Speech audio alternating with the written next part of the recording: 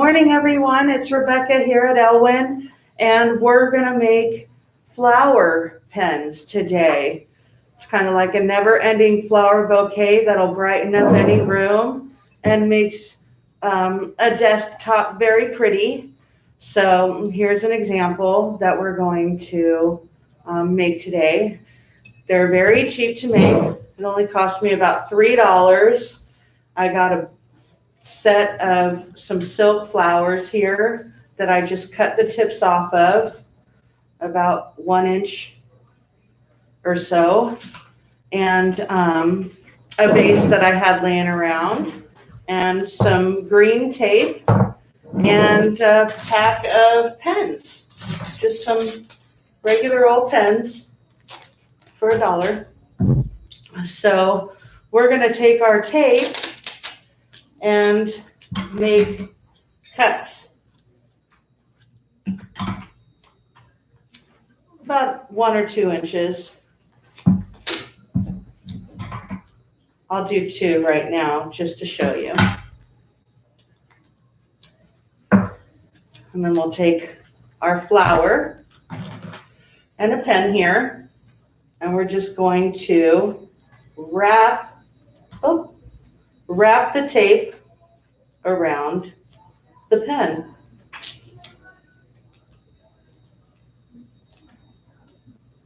These make really pretty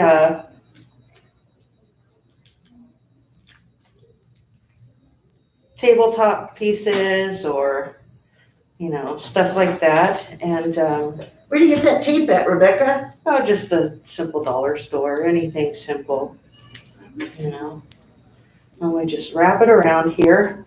And I use tape, everyone makes these differently. You can use silk flower tape, but I wanted to use a simple tape so we can make sure that we can sanitize them after everyone uses them. So we're going to keep it really clean and simple on the bottom here so they can be wiped down.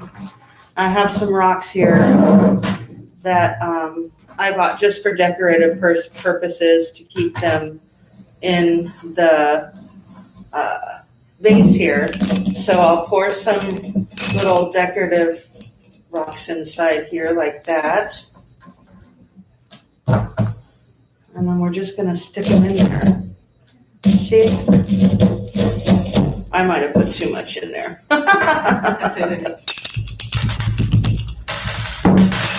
So we'll just stick them in there like that. And keep going. I got butterflies here. So we'll do another one. Here, grab another piece of tape. And we can go all night long with these. You can make as many as you want or as few as you like. Make some for your friends or your family members. We like making these around the office just to spruce it up a bit around here. And that one's pretty too. So yeah, just something fun to make on a easy day if you have a weekend that you're feeling crafty, or even like today. And it'll only cost less than $5. So you can make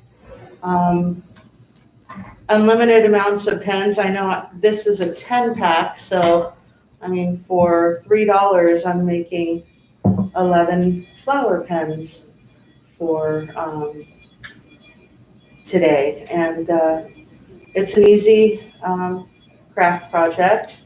And I think that they're beautiful, and they never go out of bloom. So there you go. That's my craft project for today. There's a whole bunch of different flowers you can buy for greening, and have fun. Have fun crafting. See you soon. Good job, Rebecca. Yay. Let me clean up.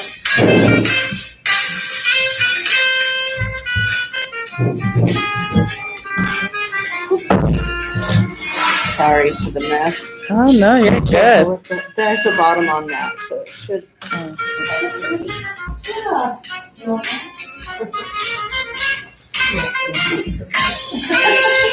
You got a butterfly on it too.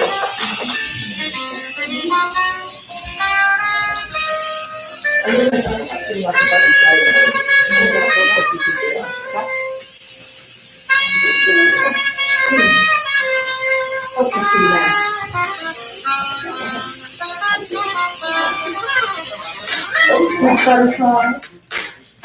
Thank you.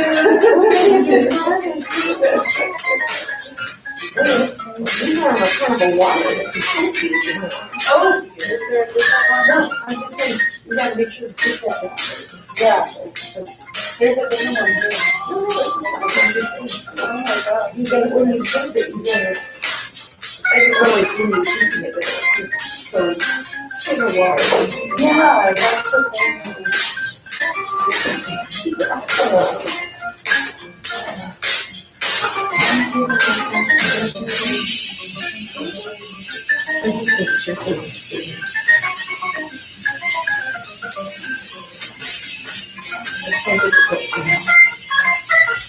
Oh, that's old. Wrong one.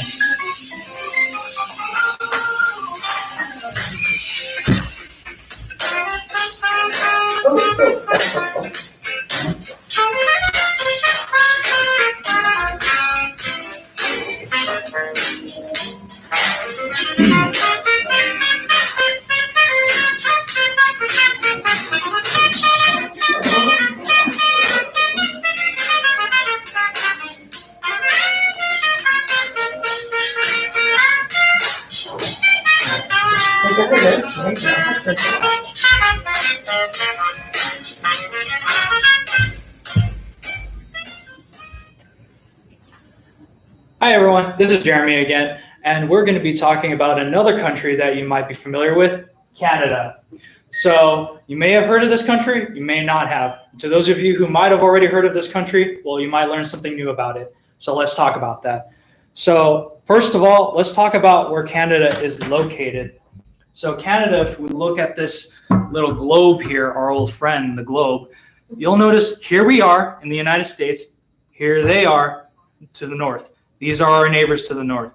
They border most of these northern states, and as you can tell from what you see here, the border right here, it goes from Washington State and it ends all the way to the state of Maine. So it's a pretty long border we share with our neighbors to the north. Okay, so if you look at Canada here, obviously you have these little areas where you see lakes and you see rivers.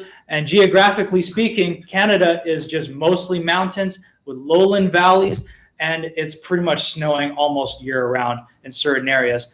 And in certain areas of Canada, yeah, it's perpetually cold. So we're lucky here in the U.S. we have a diverse climate and geography and biomes where we have different weather conditions, like we have sunshine, we have rain, and we have these other variations of weather during the seasons. And yeah, Canada may have to bundle up during the winter. So I guess we're kind of lucky that it's not snowing over here in California, because let's face it, California is only cold the further central you go. So if we talk about a little brief history of Canada. So if we look at Canada right over here, long ago, Canada was inhabited by these First Nations, these indigenous peoples. We know them as Native Americans, we know them as Indians, but in general, they refer to the same people, even if we talk about the natives who basically identify as something else altogether. So if you look at Canada, for the longest of time, it was inhabited by these indigenous peoples. And if we look at this map right here, this is during the colonial era. It wasn't until the colonial era, during the 1700s, that's when Europeans began to colonize parts of North America. We have, in Canada's case, we have the French who inhabited these places. This blue highlighted is where the French had settled. Yeah, a lot of them settled over here, but they also settled in a massive chunk of what we now know as Canada. And then we had their neighbors, the British, which is where our story comes in a little bit. And then you also have Greater France being inhabited right over here, here, and here. What I mean by Greater France is basically what they refer to as the territories outside of the territories. And they have totally different governing systems, which is a whole other story for another time. And if you look down here, this is where the Spanish had inhabited. Right over here is Florida, over here is Texas, Arizona, right over here is New Mexico, and you also have Colorado all the way over here. You have Kansas a little bit, but yeah, France had already colonized these areas, and they often competed against each other for resources and land, and because they were also involved in the fur trade. It was a lot of money, and that's how they got rich very quickly. So it wasn't until July 1st, 1867, that's when Canada got its independence as an entirely new nation. So if we look here, yeah, they gained independence from the British a little bit because they had competed against them in the borders over here, and they ultimately got their independence from France as well. So where France and the Canadians stand right now is that they're basically friends. They have a mutual relationship. And where Canada stands now as a country, they have a reputation as being some of the nicest people on earth, which there is a lot of truth to that. So what is Canada known for? Well, Canada is basically known for, well, a lot of things. They're known for maple syrup. It is one of their biggest exporters. If you ask Canadians what are their number one exports, I can almost guarantee this is up there on the list. And if we move on to the next slide, we talk about, well, a little thing called ice hockey. That is another thing that the Canadians are known for. And this is a huge, huge deal in Canada because as with a lot of countries, and especially when we talk about countries with very strong sports cultures, ice hockey is up there. I mean, yeah, there are other sports too, but I can almost guarantee you that ice hockey will always be talked about. And another thing that they're known for is polar bears. Cute picture, right? So the further north you go of Canada, that's where you're more likely to find these polar bears. Because if you look, let's take a look at the globe again. It's within the Arctic Circle, the northern region of Canada. So if you look at these little islands, yeah, that's where you're going to find the polar bears. But I promise you, it's not a good idea to come up to a polar bear and just pet it. It's not a cute, cuddly pet. Yeah, they look cute and cuddly, but no, stay away from them. Apart from being one of the biggest bears, if not the biggest species of bears in the world, I don't think you want to be in the same room as they are. Unless they're that docile, then okay, I guess. So what else are they known for? So if we move on, we got the Mounties. They are officially known as the Royal Canadian Mounted Police. That's where the name Mounties come from the fact that they used to be horseback police. Nowadays, we have cars. Who needs horses, right? No, I'm just kidding. Well, Vanessa on the one hand. Yeah. But if you look, there's a huge difference between uniform. The red tunic right over here, that's basically their ceremonial uniforms. They don't wear this on the field. This is what you'll see on the field. And the reason for this is because long ago, yes, they really were horseback mounted police. Yeah, because back in the colonial era, that was when horses were readily available pretty much anywhere, really. If you take a look here, yeah, the Royal Canadian Mounted Police, or the Mounties as we know them, they only started to transition their uniforms pretty much in recent history. Sometime during the Cold War era, that's when they started to become, well, unofficially official with their field uniforms. So as with the British royal family that play a more traditional role, the uniforms play the traditional role, not the police themselves.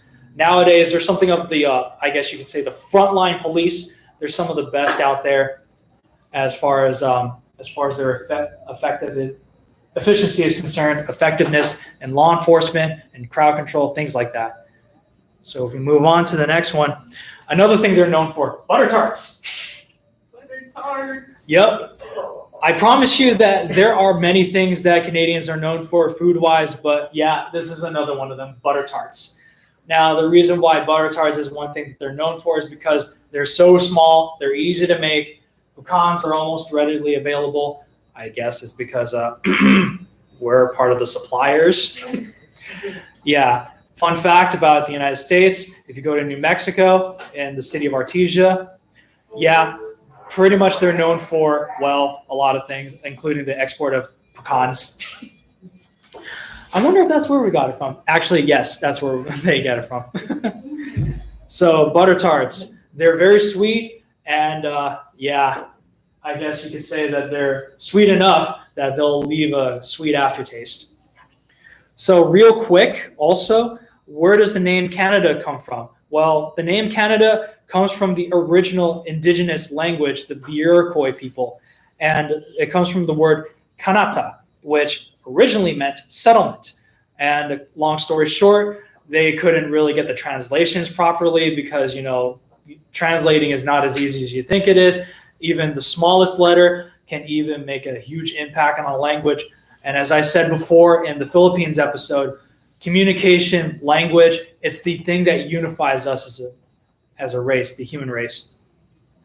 That's how humanity is ultimately united. So if we move on, so what makes a Canadian? So if you look at this map right here, these little, I guess you could call them districts, they all have their own separate identities, but in general, the majority of the Canadian population is that they are of French descent. Because again, as we talked about, the Canadians first started out as indigenous people, and then they had integrations with the Europeans, and they settled over here, what we now know as Quebec. Here we are, Ontario, Federation. Yeah, the list goes on. But in general, yes, they are Europeans, but mostly of French descent. And if you look at the Cajun people down here in the United States of America, yes, the Cajuns are a descendant of the original Canadian inhabitants. So if you wonder why further south you'll find French speakers in the United States, well, it's because of the Canadians. Fun story over there. But as the census will tell us that there are other ethnic groups that populate the entirety of Canada, about 25% are other ethnic groups. They would include Native Americans like the Inuits, as well as the First Nations. And the First Nations are a whole other story altogether. But they also include people who are, well, apart from immigrants, they're also expats, which is short for expatriate. They're basically citizens who relinquish their citizenship from their other countries and move to another one. And so you have these people like the Asians, you have people like Europeans, and you also have people of African descent. The list goes on. Just like the United States, they're just as diverse as we are. So let's conclude all of this. So in conclusion, the Canadians started out as just a mere colony. Then they got bigger. Then they got more diverse. And then they became more integrated with the world economy. Then they became integrated with world politics. So where they stand now is pretty straightforward. They are a culture that is more heavily influenced on peace and coexistence. They're more involved in peacekeeping a lot more than out there causing conflict. So if you go to Canada today, they'll treat you with politeness. If you go to Canada, the land itself, it'll feel like you're in another home. And kind of like other countries where they prioritize peace and politeness, these people will make you feel at ease. I've been your host, Jeremy, and thank you for joining me for another geography lesson. Thank you very much. Thank you, Jeremy.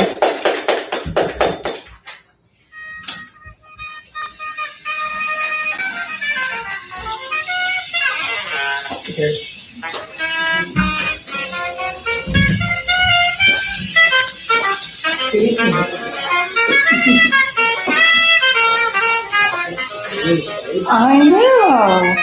Hi, everyone.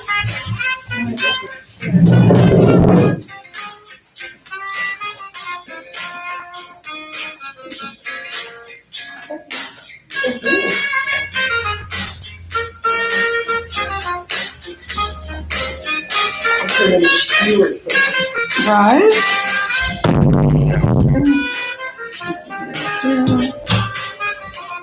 trash bag. with some things. Right. Okay. And trash. Good morning. Hi, everyone. Some music left over from our trip to Canada. Is that what we did today, guys? Yep. Awesome. Gosh, I'm super thrown off. I don't know about you guys. I was thinking it's Monday, but it's not. It's Tuesday. Hope you guys had a beautiful day off with family and remembering everyone that served our country and all that good stuff. So thank you, and happy Tuesday. Okay, again, tried and true. Let's learn about it. Let's talk about it. Grace was going to play a prank with me. I hope she didn't. Put one item aside. I actually found two today of my little tried and true ideas. So bear with me. I don't know if I'm wasting time or hopefully not your guys' time. Here's my trash bag. I'll go from there. Okay. So this, everybody, is my yellow egg cutter. I probably go through, probably 3 of these in a year. And again, Amazon's my friend. I don't know if I have a name for it. I know back in the day, everything was through Pampered Chef. I know I'm aging myself, but love me some Pampered Chef. All of it's online. I know you can actually go to some of the little parties and all that, but for now, this is a Amazon. They didn't have an orange. They had a yellow. That's what hubby bought me. So, egg slicer. It also can slice strawberries, anything kind of round and in a texture. I know it can actually cut a avocado if it's not as, ripe. Take the, peel it, of course, and take the seed out. You can actually put it in there and slice it 2 different ways, which I'll show you now. Here we go. Thank you, Grace, for not putting a prank on me. Yay. All right. Peel the egg, you guys. Peel the egg. Well, first, I should say hard-boiled the egg. All right. And I'll let you know that I'm wasting this. I'm actually not going to eat anything. So 2 different ways. This side or this side. Doesn't matter. Flip it on over. Give it a cut. There you go. Make it nice and pretty. And again, it actually looks even better with strawberries. So I'll be honest, if you are a creative cook, making a decorative plate of any type, ta-da, fantastic. I don't know if it shows any better. There's that. And then another way, I make a lot of salads at home.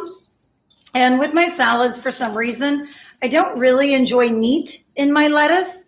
So this is my version of meat. Whether it's an avocado or an egg, it's always in there. I'm pretty consistent and routine. Again, with the egg in one side, they're nice and pretty. So fantastic. The other side, turn it again. I'm basically just turning the egg. And now you have it multi-cut, lots of different little ways, and lots of little pieces, and you just sprinkle it on and just, it works great. It really is a fantastic tool. Easy to clean, easy to use. Make sure you do clean it. I think it's dishwasher safe, but I'll be honest, I'm the dishwasher in the house. Extra hot water, extra hot soap, soap that's hot in the water, and it cleans up fine.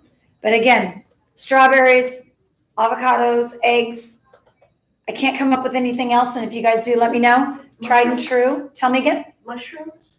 Oh my gosh. Of course, because I'm not a mushroom eater, Grace just threw it out there. I agree. I wish I had a mushroom with me. I bet you that would work fantastically. Again, I wouldn't even cut it. You give it a clean, stem and all, give it one nice slice, and I bet you would cut out perfectly. I bet you can even turn it and cut it again. But yeah, and then you can even pan fry those and or place them in salads. Good choice. Thanks. Good idea, Grace. Love it. So tried and true. This works for me. I think it'll work for you. I can't think it being too expensive. I'll just leave this sideways. I'm trying. And under $10. I definitely think it's worth it if you want a little protein in your diet. Good stuff. All right, guys, another fun thing. We're gonna go with the apples first. Any kind of apple, any kind of, any size. I don't know if you saw me do this. Let me walk you through it. On this particular 3-prong, it's pretty sharp, not horrible, safe enough.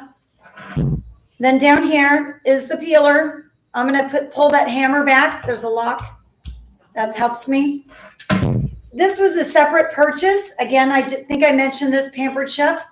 And so you have this item, and then I put it on a block. But you can actually put it to a table or any item that you can slide under a table. But I just thought this was handy and it works for me. So, and this all again came from Pampered Chef. I think it's under $50 and or so. Again, it's a good choice. So pull back the hammer. Here's the prongs that I'm going to place the apple on. You cannot put it through here because we're going to pull back this hammer right here. And back it goes. Ta-da. These apples are a few days old. I can feel it. I'm not going to eat them. Just going to show you how it works. Place the apple right here in the middle. So obviously I might be wrong. It has to actually fit in between this space. So let's be realistic. So I'll backtrack on my statement. You're gonna use your muscles. It's in nice and snug. I then release this hammer because I actually want it to hit the apple. Turn back side so you can see me. I'm actually gonna hold it. I think it was here that I did it before. And you just gently twist. Look at me cooking. I'm in the kitchen. Gotta love it. I'm gonna go real careful until I hit. I don't know what angle would be better for you until you start seeing this turn. It's getting caught on my, see that? I'll tell you a couple other tidbits about this. Not only is this fabulous, I can start smelling the apple. Now I'm going to go on this side. Right? Do you see how easily this is coming? If the apple was extremely fresh, it wouldn't come out, it would be more crisp, juicy, make a mess. Maybe. So it's kind of nice. So yeah, you'll just see like this.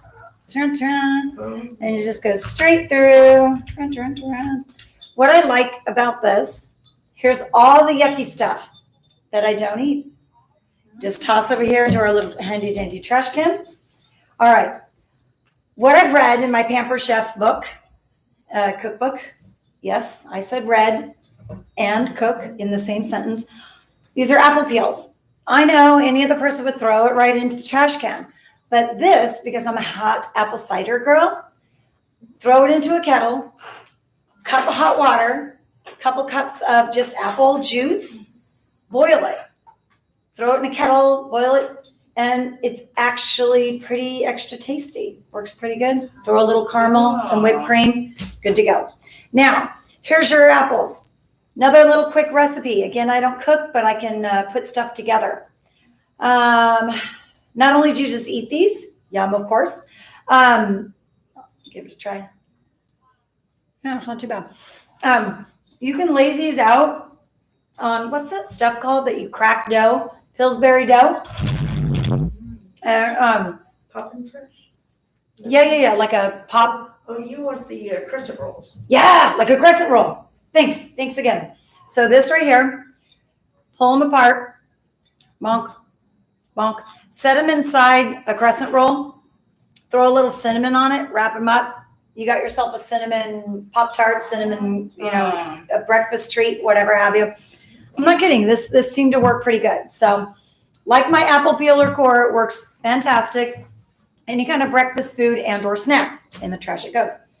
Now, I think I'm going to use this one. On to the next. Let me get rid of my breakfast. So far, the Pampered Chef tool is working for me. How about you guys? Doesn't seem like a bad idea. Cool. All right, so I want one. if I were home, I would probably wash this up, be a little more smart about it, but I'm here at Elwyn. We're here every day wearing our masks and our gloves. Again, I'm pulling back the hammer, and in this has the setting to peel. Then I'm going to pull back this hammer, see, I'll wash this off again. And again, not so clean. It's been a few days. Oh, try the other one. Oh, okay, here we go. You could cut that in half, couldn't you? Yes. And then it would fit. If I had a knife. Well, I'm just- This may or may not work. So we'll see what happens. This is going to be my tried and true. Hammer. This is a sweet potato. I don't know if I walked y'all through this. A yams. Nope. I think it's a sweet potato. My mother-in-law loves these. She will. It's like her staple. She'll throw them in the microwave. She's going to be upset these are gone, but they were looking sorry. So I was okay. Sorry, H. So I have them here at work. If you're looking for the egg cutter or the apple peeler, I have them. So let's see if this works. Tra-tra. Tra-tra. Tra-tra. Yeah, it's not going to work. Yeah? Okay, there it goes. Yeah, it is. All right, all right.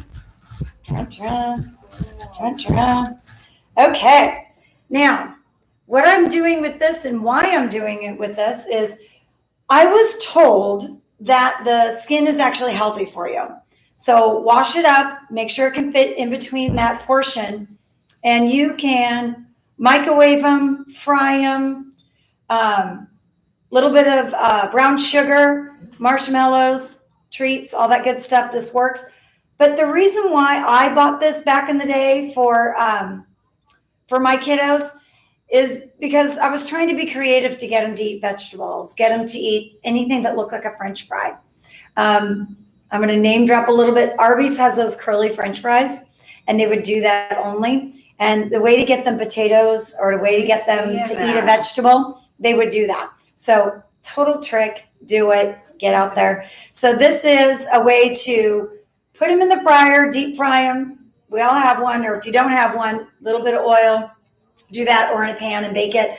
Again, the yams and that kind of stuff. Or you can peel the skin because my kids don't like it. Even as adults, they kind of look at me sideways, and that works. So tried and true for that. I think this works out pretty good. I'm noticing that it peels off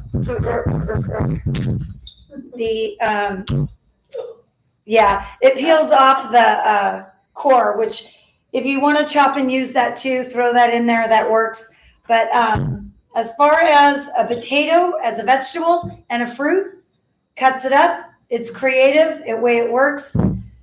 Pampered Chef, apple peeler, core cutter, all that good stuff. About $50. I think it's worth it. It works for me. This is probably my second one in about a 5-year span. It does work. It's stainless steel. I wouldn't put it in the dishwasher, but when you watch the video, it says you can. So again, that's a great thing. And then the egg cutter. So check it out. Get yours. Pull it out of the cupboard. Maybe you have one in the back there. Thanks for being here on your Tuesday morning. Enjoy the. Super awesome. We'll see. All right. Oh, I made a mess. Sorry, everybody. That's right. I have more. All right. Are you reading this? Actually, this is nice.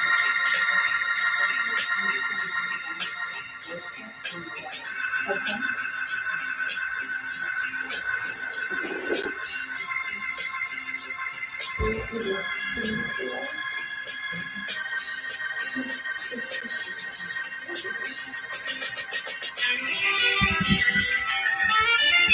Oh, wow. Alrighty, we're gonna go ahead and let's go see what the other staff are doing out of the workshop, and also go to the garden. Enjoy, you guys. And career. Let's go see. It's still hiring staff, so if you know anybody that is interested and wants to join, please let me know.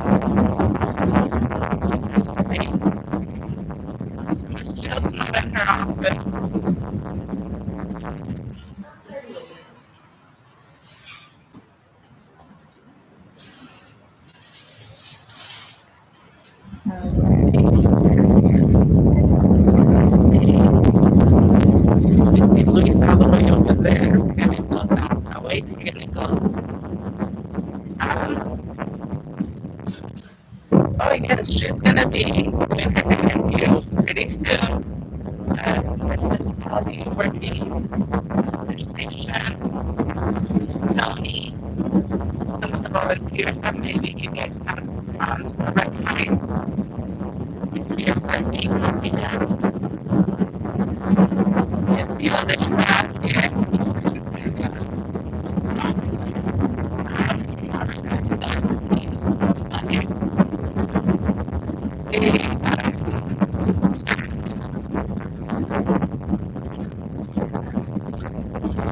We see Louise right here working hard, like always. Thank you, Louise. I'm gonna take you guys to the garden to see our progress on our watermelon and the plants that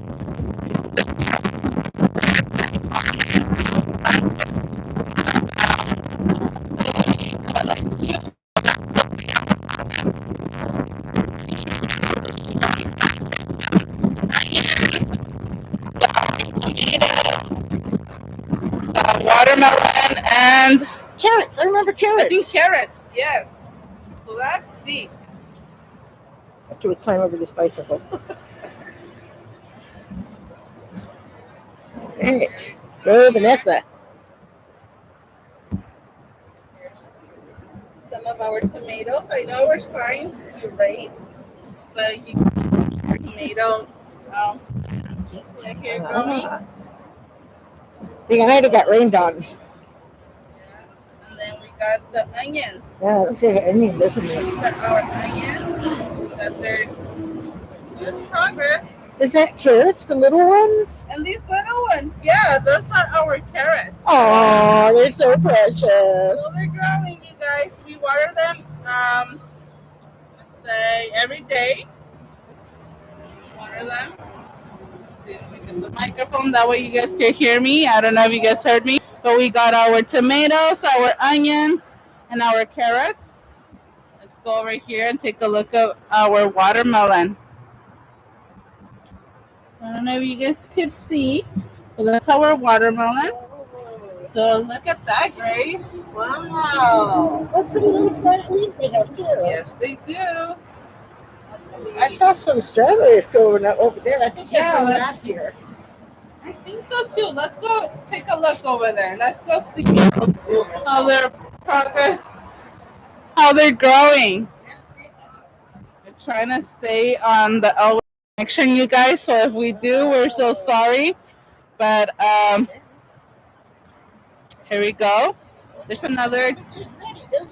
Yeah, so we gotta water it a little bit more. But that's our tomato. Let's see, what else did we plant it? I can't remember. It looks like that watermelon leaf. I hope you didn't put that in that It kind of does, yeah. Maybe I don't know, right? Got some strawberries here from the L1 team that they're growing. You can see a few right there. Got other plants growing over here. I think we still need to water them a little bit more. That was a tomato, too. Yeah, Look at this here strawberry trying to get away. I know, but look, we see a few strawberries. I want to say maybe like Oh, yummy. This 5 to 6 Those just strawberries. look perfect, but we're gonna Yes, wait. yes. I didn't help with it, so I don't think I should eat it.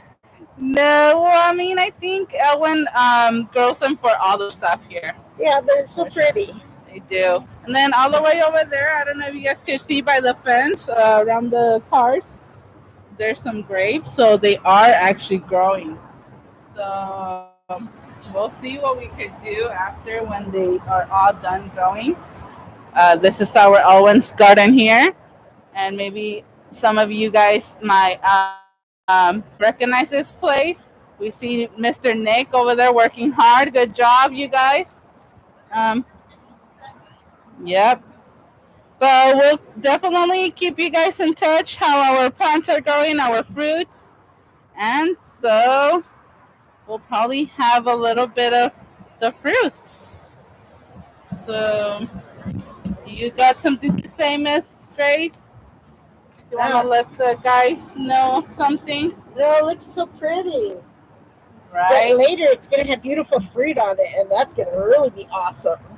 Yes, it will. Can't wait. So, you guys, thank you so much for today. Maybe when you come back, there'll be a fruit on here. Yep. Maybe some watermelon. We'll have a slice of watermelon, or we'll see if maybe we'll do some watermelon water, which is very delicious. Maybe a bite of onion. Maybe on a salad or so, but of course. So please be safe, you guys. Yes, we're gonna go ahead and water our plants later on. Very nice. Like, Yes, but have a good rest of your day. Thank you, and we will see you tomorrow. We'll see what kind of fun activities we got for you guys. Thank you, Miss Grace. That's what we can call it. What's on Wednesday? No, we'll see. That's what we can call it. What's on Wednesday? Right, what's on Wednesday? We'll see. All right. Thank you so much, you guys, for watching. We miss you. Stay safe, and see you guys pretty soon. Bye-bye or adios. And there's Mr. Dean. You want to say bye, Mr. Dean? He's working very hard. Bye. Thank you, you guys.